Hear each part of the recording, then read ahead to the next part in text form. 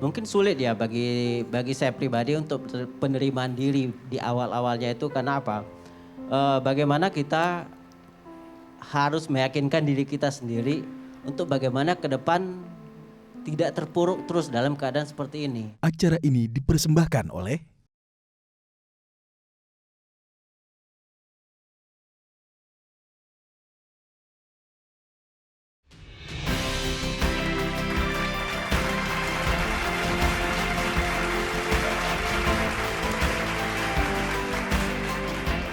Pemirsa, hal yang paling indah di dunia kadang tidak bisa kita lihat atau kita sentuh, tetapi bisa kita rasakan dalam hati.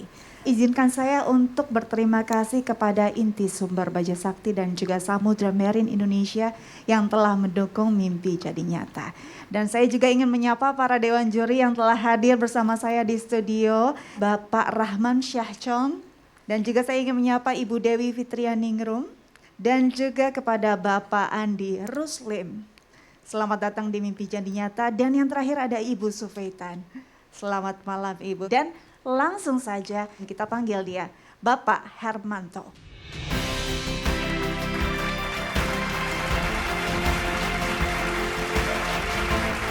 Halo Pak Hermanto, selamat datang di Mimpi Jadi Nyata. Silakan Bapak. Kita beri tepuk tangan dulu untuk Pak Hermanto. Baik, Bapak adalah sosok yang luar biasa pastinya dengan dedikasi Bapak untuk masyarakat. Saya mau tanya Pak, malam hari ini mimpi apa yang ingin Bapak wujudkan? Saya pengen memberi pelatihan membatik kepada teman-teman disabilitas. Jadi Ya. pelatihan membatik untuk teman-teman disabilitas agar Betul. bisa berdaya guna begitu ya Pak? Betul, siap. Luar biasa. Kira-kira seperti apa Bapak berjuang untuk meyakinkan para dewan juri untuk mewujudkan mimpi Bapak? Kira-kira sudah siap Pak? Siap. Silahkan maju satu langkah. Baik, boleh kita berikan tepuk tangan untuk Mas Hermanto.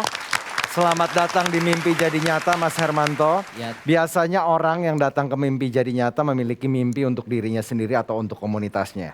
Tapi Mas Hermanto telah menceritakan, Mas Hermanto ingin mengangkat derajat teman-teman disabilitas untuk memiliki tempat untuk berkarya sehingga memiliki added value atau makna ke depannya. Siap. Nah, mungkin bisa diceritakan juga Mas, dari pengamatan Mas Hermanto gitu ya, seperti apa sih kondisi teman-teman, khususnya teman-teman disabilitas ini di dunia kerja? Berawal dari rasa prihatin saya terhadap teman-teman disabilitas yang di luar sana yang mungkin belum punya keterampilan karena keterbatasan, entah dia pengguna kursi roda ataupun pengguna tongkat dan lain-lain. Nah dari situ saya prihatin melihat bahwa sebenarnya teman-teman punya kemampuan, punya skill, tapi tidak ada yang mendukung. Nah oleh karena itu kemarin saya punya inisiatif untuk memberikan pelatihan kepada mereka.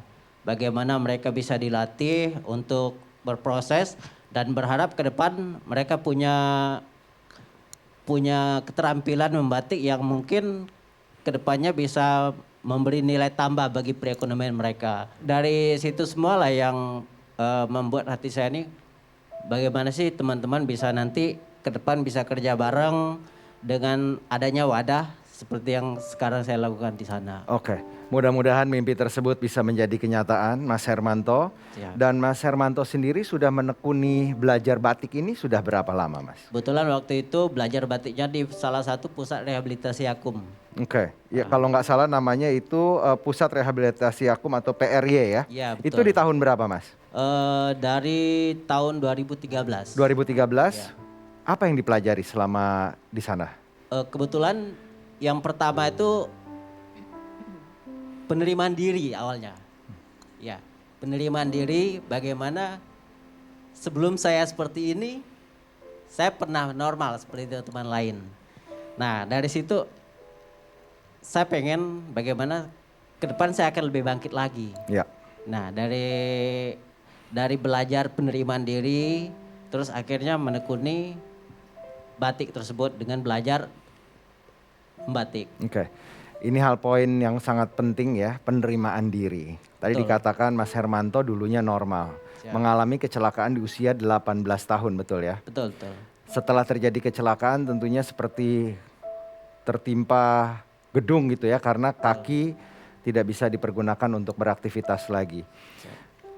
Penerimaan diri seperti apa dan bagaimana itu prosesnya Mas? Dan kalau boleh diceritakan bagaimana akhirnya titik baliknya sehingga saya harus melihat ke depan, saya harus bergerak, saya harus berkarya atau berbuat sesuatu baik untuk diri sendiri dan juga orang lain. Eh, Mungkin sulit ya bagi saya pribadi untuk penerimaan diri di awal-awalnya itu karena apa? Bagaimana kita harus meyakinkan diri kita sendiri untuk bagaimana ke depan tidak terpuruk terus dalam keadaan seperti ini. Nah, oleh karena itu pada akhirnya saya melihat teman-teman disabilitas lainnya, bagaimana mereka punya keterbatasan tapi mereka semangat. Nah, dari situlah yang membuat saya berpikir bahwa saya masih punya harapan untuk saya lebih baik ke depannya. Dan seperti yang teman-teman tahu bahwa kegiatan membatik saya itu bukan berawal dari hobi sebetulnya, tapi keadaan.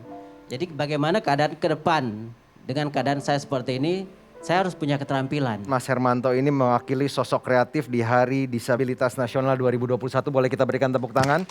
Semoga ini bisa menjadi inspirasi untuk teman-teman lainnya. Kecelakaannya waktu itu kecelakaan apa Mas? Waktu itu pada awalnya saya nabrak teman sendiri. Di tahun 2018 saya nabrak teman sendiri, terus hilang keseimbangan, nabrak bis pariwisata. Nah, saat itu juga saya mengalami patah tulang belakang, tulang rusuk dan tulang ekor. Yang membuat saya tidak bisa berjalan sampai sekarang. Mungkin kita beri kesempatan kepada Dewan Juri. Mungkin Pak Acong mau bertanya terlebih dahulu mewakili juri, silahkan. Ini cerita yang sangat menarik menurut saya. Dan satu kata yang membuat saya tersentuh itu harapan. Ya. Dan pemikiran mulia dia itu masih memikirkan teman-teman disabilitas yang lainnya. Dan pada saat Anda tertimpa kecelakaan dan Anda bisa bangkit lagi dan memikirkan pemikiran itu sangat salut buat saya. Tujuan dan misi visi kamu harus saya angkat 2 jempol. Mas Hermanto saat ini sedang membatik. Wah, ini biasanya satu karya membutuhkan berapa lama nih Mas Hermanto untuk diselesaikan membatiknya Mas? Kalau dari proses awal seperti yang ini sekitar 1 mingguan. Sekitar 1 minggu? Siap. Satu kain itu di belakang semua ini karya-karya Mas Hermanto? Ini kebetulan kemarin yang buat pelatihan mereka. Oh yang pelatihan. Jadi yang pelatihan dari awal mereka yang tidak tahu tentang batik. Iya. Nah sampai bisa menjadi sebuah produksi seperti ini. Kebetulan saya fans berat batik, mungkin ada juri di sini juga yang fans berat batik. Ibu Sufe mungkin mau bertanya? Saya ingin menyatakan rasa salut dan hormat saya ya pada Pak Hermanto karena semangat Pak Hermanto yang luar biasa bisa bangkit dari keterpurukan dan juga kepedulian kepada sesama disabilitas ya. Saya ingin tanya, tadi kan katanya ini 1 minggu ya untuk satu kain ini ya baru bisa selesai ya. Seminggu ya selesainya untuk 1 satu minggu kainnya. dari desain seperti ini sampai dia pewarnaan sampai jadi seperti ini. Oh oke. Nah kemudian itu biasanya dijual di mana dan dengan harga berapa? Kebetulan kalau untuk saat ini kami masih menjual dari kayak via WhatsApp, Facebook, dari mulut ke mulut seperti itu. Oh, online berarti ya. Iya, jualnya. bisa dijual online Dan kayak harga gitu. bisa dijual harga berapa ya? Kalau untuk harga kisaran 500 atau 600 ribu tergantung dari ukuran kain tersebut. Oh, oke, terima kasih. Yang perlu saya luruskan juga bahwa dari hasil penjualan kami 20% kami sisihkan untuk teman-teman disabilitas lainnya. Wah, luar biasa. sangat Jadi luar biasa. banyak juga teman-teman di luar sana yang tidak bisa bekerja sama sekali, terus dia mengalami seperti luka tekan akibat dia baring. Nah, itu nanti kami dukung juga. Kami dukung lewat program sosial kami. Lihat, kami juga punya program sosial dalam arti bukan cuma memperdayakan bagi teman-teman disabilitas yang ingin membatik, tapi bagaimana hasil dari batik ini kami bagikan untuk teman-teman yang membutuhkan juga. Meskipun dia tidak bekerja membatik tersebut. Sangat Seperti luar itu. biasa. Ini kalau sampai terwujud mimpinya, memiliki pelatihan, pelatihan seperti apa sih yang akan diberikan? Apakah ini akan berbayar atau gratis? Kalau untuk pelatihan khususnya mereka teman-teman yang ingin belajar, Mhm. itu kami gratiskan untuk teman-teman. Oke. Dalam arti harapan saya ke depan bahwa teman-teman ini bisa bekerja ya pasti. Oke. Jadi kalau untuk pelatihan tersebut memang diarahkan untuk bagaimana dia bisa mencanting terlebih dahulu. Oh. Kalau seperti pensil yang di sini, Aha. itu nanti kita sistemnya ngeblat namanya. Kalau sistem batik itu ngeblat. Jadi udah ada gambar, nanti kita ciplak namanya. Oke. Ciplak. Nah kebetulan kalau untuk teman-teman yang saat ini dari gambar itu semua aku yang ngarahkan mereka. Oke. Nah ketika dia udah menjadi seperti ini, itu tidak sampai di sini prosesnya. Nah melainkan quality control.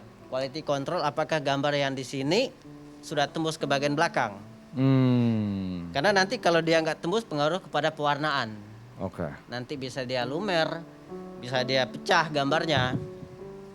Nah setelah digambar seperti ini, dicanting, nanti proses ke pewarnaan. Oke.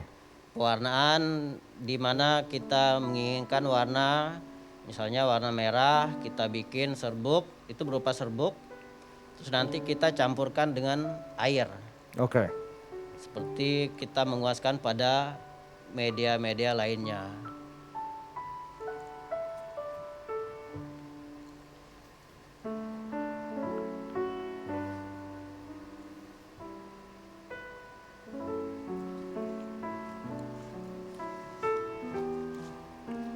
Selesai diwarna nanti prosesnya penguncian warna, fiksasi. Beberapa jam atau beberapa hari baru kita melakukan perebusan.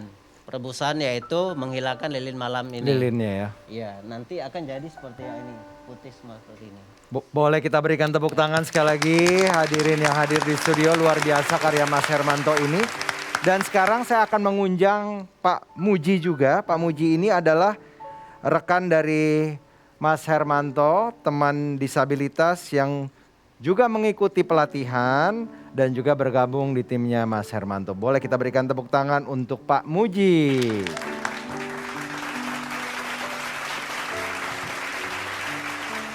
Assalamualaikum Pak Muji. Waalaikumsalam. Sudah berapa lama nih ikut pelatihan Mas Hermanto Pak Muji? Saya sudah hampir sekitar setengah tahun. Cenderungnya saya sebagai relawan Mas di sana. Jadi Relawan.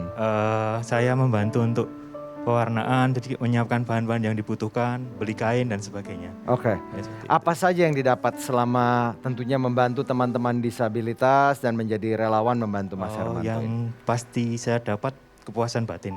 Kepuasan Jadi sebetulnya kenapa saya ketemu Hermanto kemudian tertarik untuk belajar membatik itu awalnya begini. Jadi saya sering keliling ke teman-teman, kemudian di sana banyak teman-teman yang masih terpuruk gitu.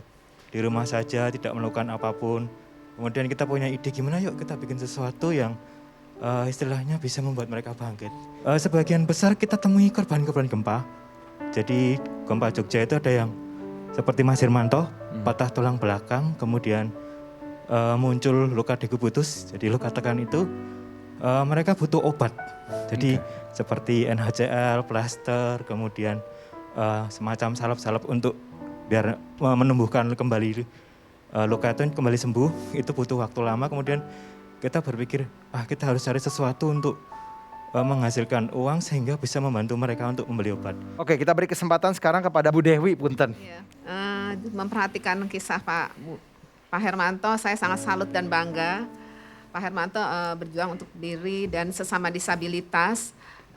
Dan ini sangat menarik melatih sesama disabilitas yang selama ini dengan kondisi mereka minder, tidak percaya diri. Tapi Mas Hermanto bisa meyakinkan mereka untuk sukses, untuk lebih maju lagi dan tidak malu dengan kondisinya.